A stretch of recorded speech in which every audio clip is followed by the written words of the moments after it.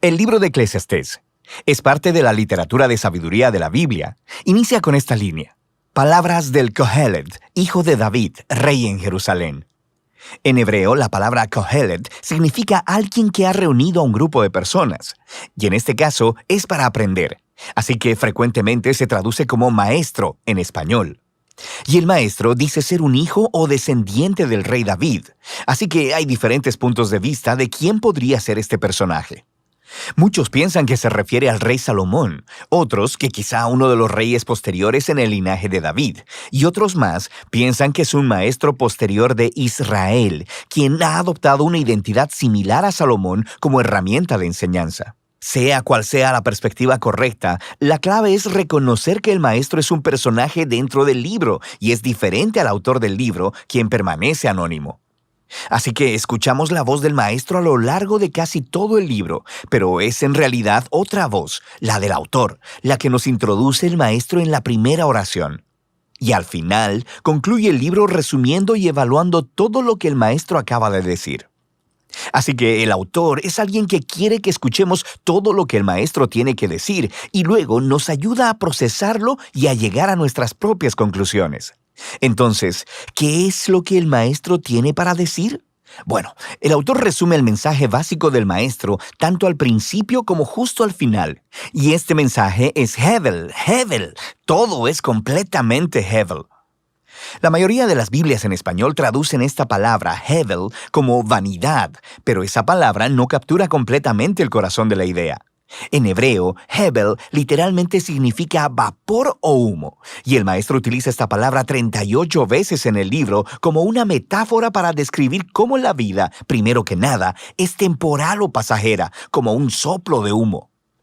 Pero en segundo lugar también, cómo la vida es un enigma o paradoja. Como el humo, esta parece sólida, pero cuando intentas aferrarte a ella no hay nada ahí.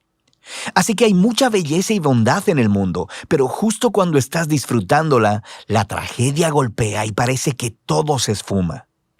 Bueno, todos tenemos un fuerte sentido de la justicia, pero todo el tiempo le suceden cosas malas a la gente buena.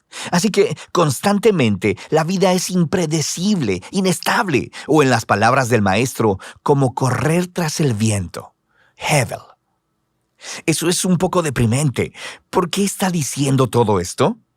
La meta básica del autor es señalar todas las formas en que tratamos de encontrar significado y propósito en nuestras vidas separados de Dios, así que le permite al maestro que las desarme todas.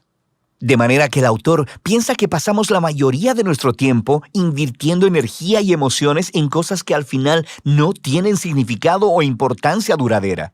Y él permite que el maestro nos dé una dura lección de la realidad. Puedes ver esto más claramente en los poemas iniciales y finales, que se enfocan primero que nada en el tiempo y luego en la muerte. Así que el maestro dice, puedes pasar tu vida entera trabajando y logrando cosas porque piensas que eso hace que tu vida tenga significado. Realmente deberías detenerte y considerar el paso del tiempo. A pesar de todo el esfuerzo humano que ocurre en el mundo, en realidad nunca nada cambia. Así que, claro, desarrollamos tecnología y construimos naciones que se levantan y caen, pero ve y escala una montaña y mira si a esta le importa. Ella estaba ahí antes que todos nosotros y estará ahí mucho después. Quiero decir, dentro de 100 años, nadie va a siquiera recordarte o nada de lo que hiciste, pero esa montaña seguirá ahí. Y las olas seguirán rompiéndose en la playa y el sol seguirá saliendo y poniéndose. Así que el tiempo eventualmente nos borrará a ti y a mí y a todo lo que nos importa. Y como si eso no fuera lo suficientemente desalentador, el maestro, a lo largo de todo el libro, no puede dejar de hablar acerca de la muerte, especialmente en este poema cerca del final. Él dice que la muerte es el gran ecualizador y hace que la mayoría de nuestras actividades diarias sean insignificantes. Devora a los sabios y a los necios, a los ricos y a los pobres. No importa quién seas, lo que hayas hecho, bueno o malo, todos moriremos y no hay escapatoria.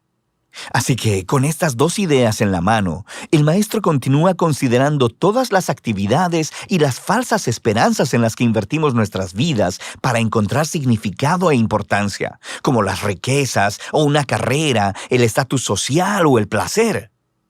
De manera que, ¿crees que trabajar duro hará que tu vida valga la pena? Piensa acerca del estrés y el daño que te produce, toda la ansiedad y las noches sin sueño. Y para cuando hayas generado alguna riqueza, ya serás demasiado viejo para disfrutarlas. Y para cuando tengas que dejárselas a alguien, a ellas quizá ni les importe nada de lo que hiciste para ganarlas. O quizá pienses que el placer hará que la vida valga la pena para ti. Anda, vive para tus vacaciones, vive para las fiestas de fin de semana. El lunes siempre llegará. Hevel, Hevel, todo es completamente Hevel. Entonces, ¿qué está promoviendo el maestro? ¿Que nos convirtamos en hedonistas o en puros relativistas? Bueno, no, eso también sería Hevel. El maestro reconoce las ideas de Proverbios de que vivir con sabiduría y en el temor del Señor tiene ventajas reales. Si vives así en general, te irá bien en la vida. Pero mira, el problema es que incluso viviendo en la sabiduría y el temor del Señor, eso también es Hevel, porque no garantiza una buena vida. Hay buenas personas que mueren trágicamente, y hay personas horribles que viven una vida larga y próspera. Simplemente hay demasiadas excepciones, así que incluso la sabiduría es Hevel. No es vanidad, sino un enigma. La sabiduría no siempre funciona de la manera en que piensas. Entonces, ¿cómo podemos avanzar en medio de toda esta Hevel? Y aquí, paradójicamente, el maestro descubre la clave para el verdadero disfrute de la vida bajo el sol. Es aceptar Hevel, es reconocer que todo en tu vida está completamente fuera de tu control. Alrededor de 6 veces diferentes en algunos de los momentos más deprimentes de sus monólogos, el maestro habla acerca del regalo de Dios, que es el disfrute de las cosas sencillas y buenas de la vida, como la amistad o la familia, una buena comida o un día soleado. No puedes controlar estas cosas, ciertamente no te están garantizadas, pero esa es su belleza.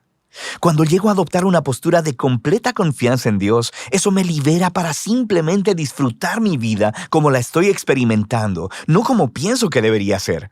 Porque incluso mis expectativas acerca de cómo la vida debería ser son al final de todo Hevel. Hevel, todo bajo el sol es, en último término, Hevel.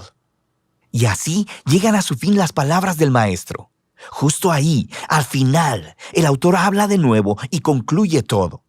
Él dice que es muy importante que escuchemos las palabras del maestro. Él las iguala a la vara de un pastor con un aguijón, una punta, que podría lastimarte cuando te pincha. Pero él dice que el maestro está intentando pincharte para hacer que te muevas en la dirección correcta, hacia una mayor sabiduría.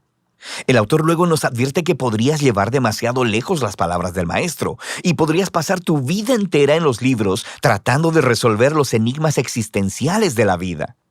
No lo intentes, dice, porque nunca lo lograrás. Así que más bien, el autor ofrece su propia conclusión, y es esta: teme a Dios y guarda sus mandamientos. Este es todo el deber de los humanos, porque Dios juzgará cada obra, cada cosa oculta, ya sea buena o mala. Y así que el autor piensa que es bueno dejar que el maestro rete tus falsas esperanzas y te recuerde que el tiempo y la muerte hacen que la mayor parte de tu vida esté completamente fuera de tu control. Pero lo que le da a la vida el verdadero significado es la esperanza del juicio de Dios. La esperanza de que un día Dios quitará toda Hevel y traerá verdadera justicia a nuestro mundo. Y es esa esperanza la que debe motivar a una vida de honestidad y de integridad delante de Dios, a pesar del hecho de que me mantenga confundido por la mayoría de los misterios de la vida. Y esa es la sabiduría del libro de Eclesiastés.